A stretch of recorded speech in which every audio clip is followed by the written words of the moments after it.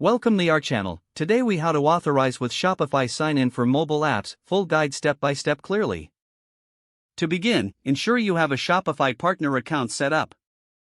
Next, create a new app using the Shopify partner dashboard. Select a name for your app that reflects its purpose. Choose the correct app type based on your needs, either custom or public. Once your app is created, navigate to the App Settings section. Here, set the necessary permissions required for your app. Make sure to enable online access to the app. Now, locate the app credentials, including the API key and secret key. These credentials will be used for authorizing requests. Next, integrate the Shopify OAuth flow into your mobile app. Start by sending a request to the Shopify authorization endpoint. Include your app's API key in this request. Also, specify the redirect URI where users will be sent after authorization. Once the user grants permission, Shopify will redirect them back to your specified URI. This redirection will contain a temporary code in the URL.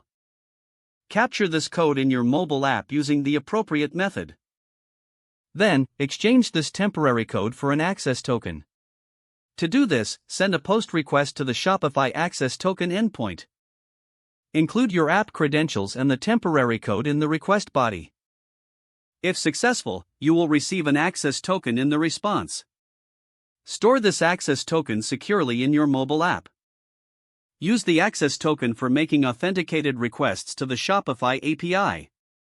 Make sure to handle token expiration and refresh tokens as necessary. Finally, test the entire authorization flow to ensure it works seamlessly.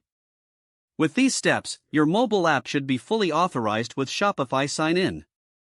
This completes the setup process for Shopify Sign-In in your mobile application. If the page does not load, refresh the browser or try again in a private or incognito window.